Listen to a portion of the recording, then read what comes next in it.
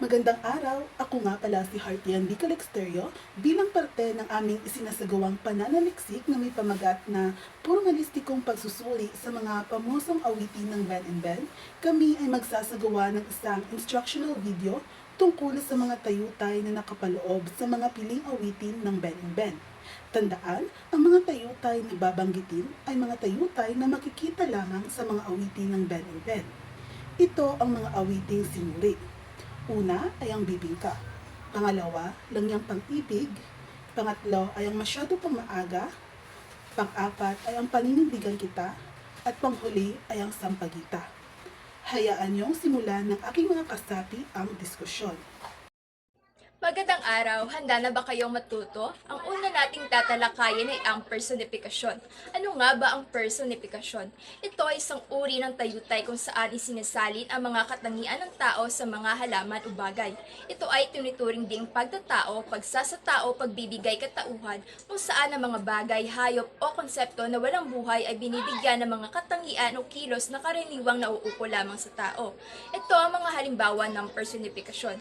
Sa awiting bibingka, una, tayo ay gising na patulog pa lang ang buwan. Pangalawa, ang simoy ng hangin dahan-dahan na humahaplos sa mukha ng bawat tao.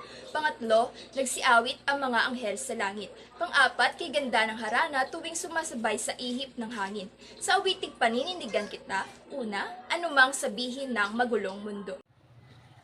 Para sa pangalawang tayutay, ito ay ang paglilipat wika.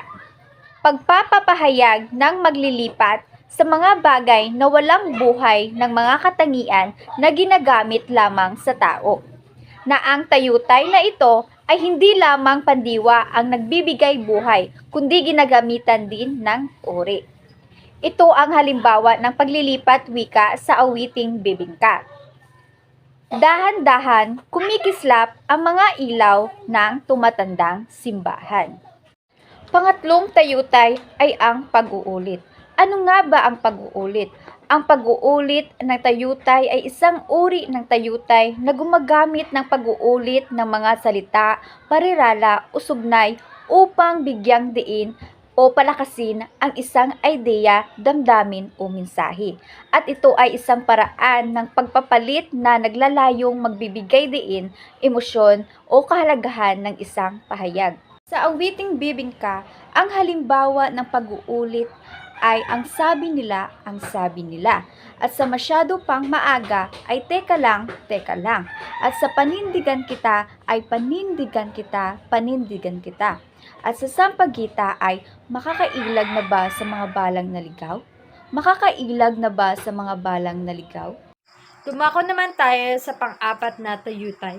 Ito ay ang pagtutulad o simile. Ano nga ba ang ibig sabihin pag sinabi nating pagtutulad?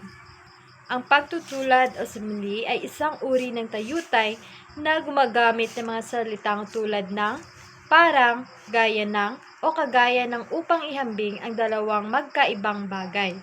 Ang layunin ng pagtutulad ay upang bigyang diin ang pagtutulad ng dalawang bagay at gawing mas malinaw at mas makulay ang paglalarawan.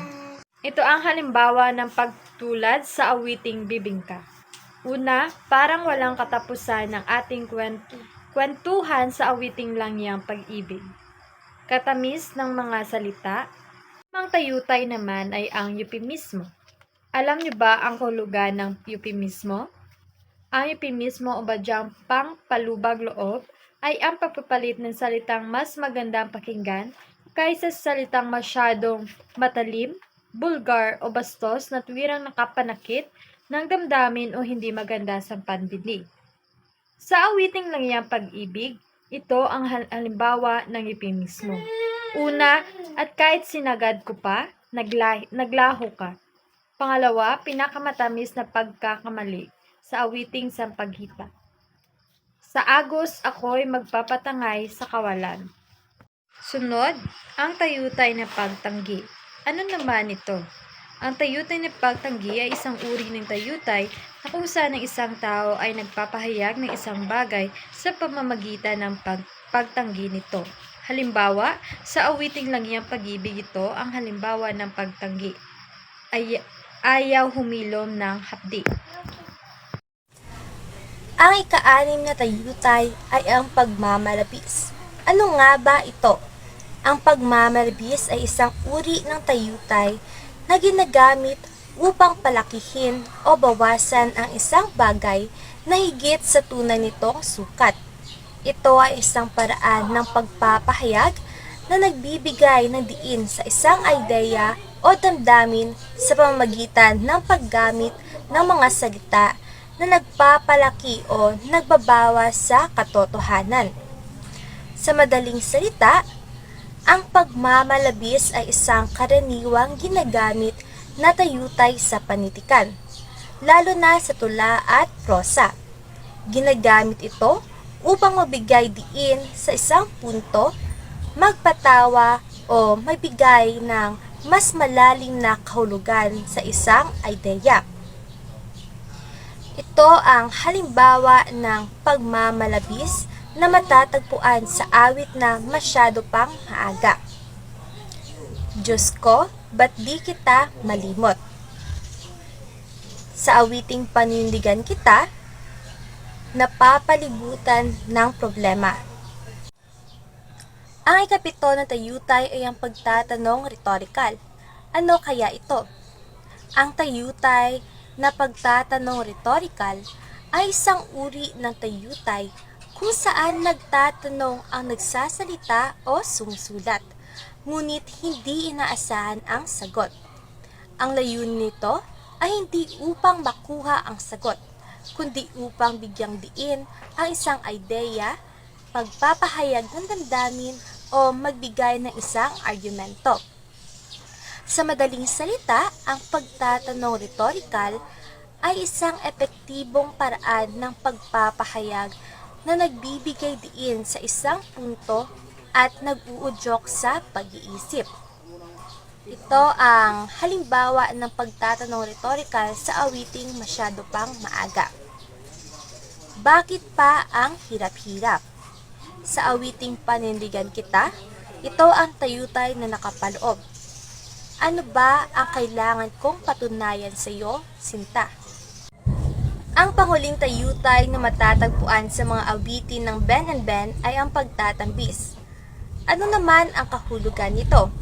Ang pagtatambis na tayutay ay isang uri ng tayutay na ginagamit upang ihambing ang dalawang magkaibang bagay o ideya.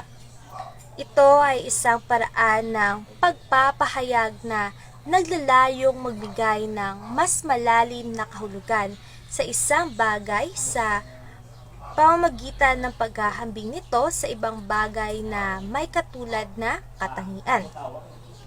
Sa madaling salita, ang pagtatambis ay isang epektibong paraan ng pagpapahayag na nagbibigay diin sa isang ideya o damdamin sa pamamagitan ng paghahambing ng dalawang magkaibang bagay. Ito ang halimbawa ng pagtatambis sa awitin na panindigan kita. Una, kapag napupuno na ako sa ingay ng mundo, ikaw ang aking katahimikan. Pangalawa, sa hirap at ginhawa, dadamayan kita, Sinta. Pangatlo, sa pagitan ng anino at ilaw, sa pagitan ng pabulong at pasigaw, sa pagitan ng pula at bughaw. Ayun, marami ba kayong natutunan? Naway maging instrumento ang bidyong ito upang mahasa ang inyong kaalaman tungkol sa tayutay. Paalam!